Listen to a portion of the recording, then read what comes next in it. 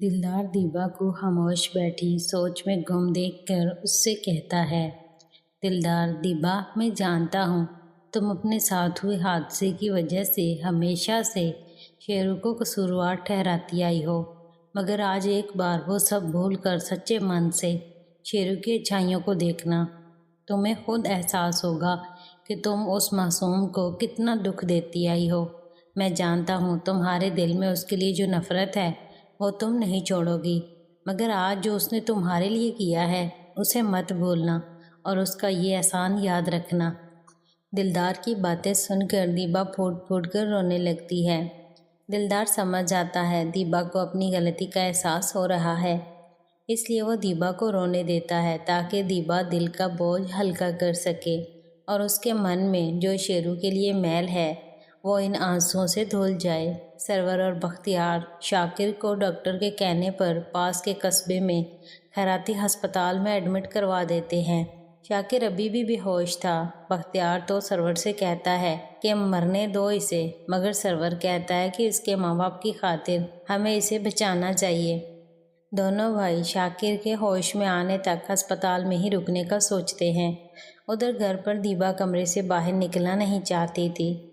नायला और मायरा शाम को बारी बारी उसके पास कुछ देर बैठती हैं और उसे हौसला देती हैं।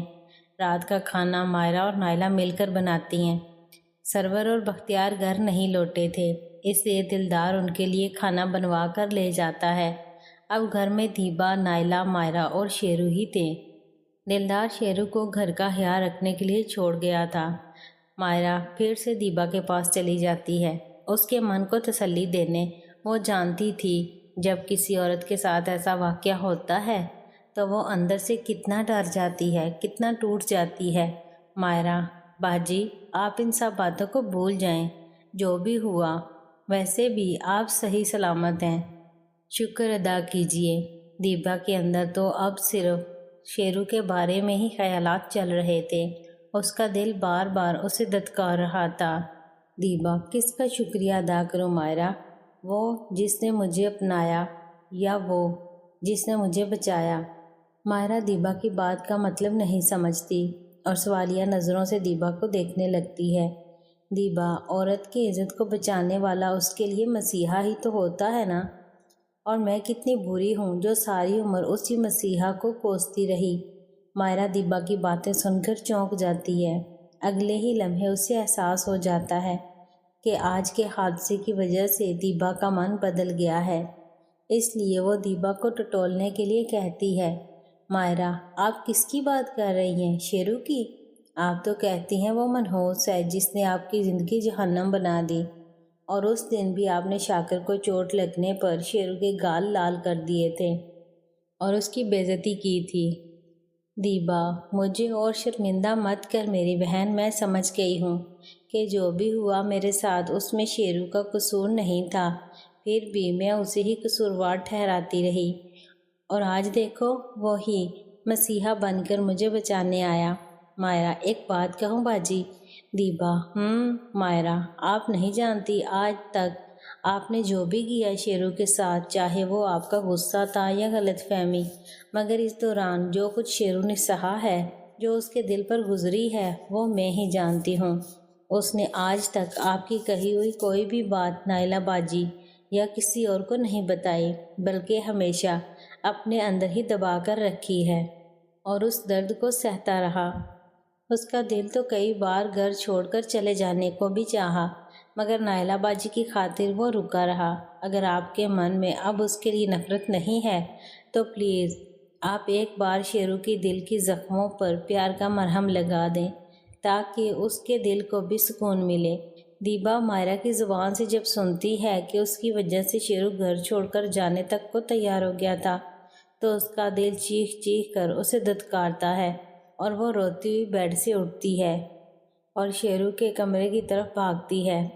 दीबा अपने किए की माफ़ी मांगना चाहती थी शेरू से ताकि वो उसे माफ़ कर दे और अपने दिल से हर वो बात निकाल दे जो दीबा के गलत सलूक से पैदा हुई है।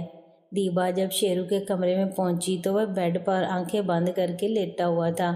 दीबा धीरे धीरे शेरू के बेड के पास पहुंचती है اور دونوں ہاتھوں سے شیرو کے پاؤں پکڑ کر اپنا ماتھا ان پر رگڑتے ہوئے رونے لگتی ہے اور اپنے آنسوؤں سے اس کے پاؤں دھونے لگتی ہے۔ شیرو اچانک اس حرکت سے اٹھ جاتا ہے اور جب وہ اپنے پاؤں پر دیبا کو گھرا ہوا دیکھتا ہے تو جلدی سے اپنے پاؤں کھینچنے کی کوشش کرتا ہے، مگر دیبا پاؤں نہیں چھوڑ رہی تھی۔ شیرو، یہ آپ کیا کر رہی ہیں مامی جی؟ چھوڑیں میرے پاؤں، چھوڑیں۔ دیبا بس روئے جا رہی تھی اور پاؤں نہیں چھوڑ رہی تھی۔ شیرو زور لگا کر اپنے پاؤں چھڑواتا ہے اور اٹھ کر کھڑا ہو جاتا ہے۔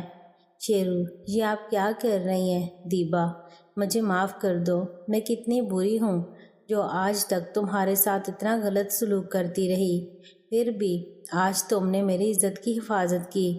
شیرو، وہ تو میرا فرض تھا، آپ میری ماں کی طرح ہیں، بھلا میں کیسے یہ سب ہونے دیتا؟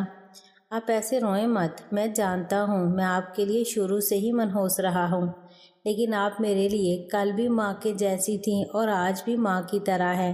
دیبا کو شیرو کے لفظ تیر کے جیسے چبھے اور اس کا بہکا ہوا دماغ ہل گیا۔ شیرو نے دیبا کو ماں کہہ کر اس کے دل کو پگھلا دیا۔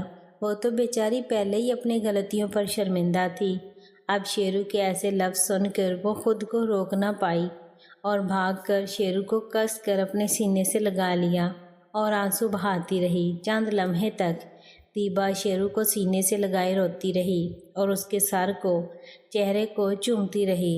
باہر کھڑی مائرہ کی آنکھوں میں بھی یہ سب دیکھ کر آنسو آ گئے تھے۔ دیبا، تم نے مجھے معاف کر دیا نا؟ بول میرے بیٹے، تم نے اپنی ماں کو معاف کر دیا نا؟ بول، تو مجھے چھوڑ کر کہیں نہیں جائے گا نا؟ بول۔ شیرو، میں کہیں نہیں جاؤں گا مامی جی، آپ نے مجھے آج بیٹا کہہ کر گلے لگا کر میرے دل کو وہ سکون دیا ہے جس کی مجھے کب سے تلاش تھی۔ آپ نہیں جانتی، جب مجھے نفرت اور غصے سے دیکھتی تھیں تو میرے دل پر کیا گزرتی تھی۔ دیبا، میں تو پاگل تھی میرے بچے، میں کتنی بری تھی جو کبھی تجھے پیار نہیں دیا، مگر آج سے میں تجھے اتنا پیار دوں گی تو سب بھول جائے گا۔ دیبا جانے کتنی دیر تک شیرو کو ایسے ہی گلے لگائے کھڑی رہی اور چومتی رہی۔ آج دونوں کے دلوں میں جو نفرت، جو کڑواہٹ، جو درد تھا، وہ سب ایک ہی جھٹکے میں آنکھوں کے راستے آنسو بن کر بہہ گیا۔ مائرہ جب دونوں کو پرسکون ہوتا دیکھتی ہے تو دروازے پر دستک دیتی ہے۔ دیبا جیسے نیند سے جاگتی ہے۔ مائرہ، بڑا پیار ہو رہا ہے مامی بھانجے کے درمیان۔ دیبا، میرا بیٹا ہے، میں پیار نہیں کروں گی کیا؟ تم کیوں آ گئی بیچ میں؟ کیا نظر لگانی ہے؟ مائرہ، اوہو، تو بھلا میں اب کباب میں ہڈی ہو گئی۔ چلے اب یہ سب بند کیجیے اور شیرو کو آرام کرنے دیجیے۔ دیبا، آج مجھے اپنے بیٹے کے ساتھ سونا ہے، تم جاؤ۔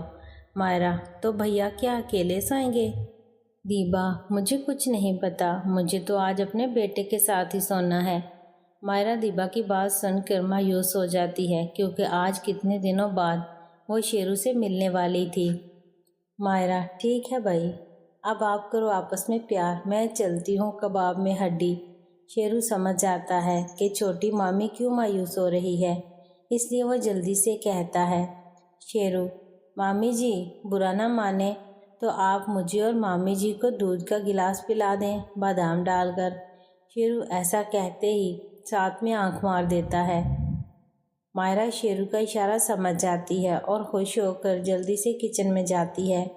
دودھ گرم کر کے گلاسوں میں ڈالتی ہے دیبا اور شیرو کے لیے، مگر دیبا کے دودھ میں وہ نیند کی گولی ملا دیتی ہے جو وہ بختیار کو ہر روز دیا کرتی تھی۔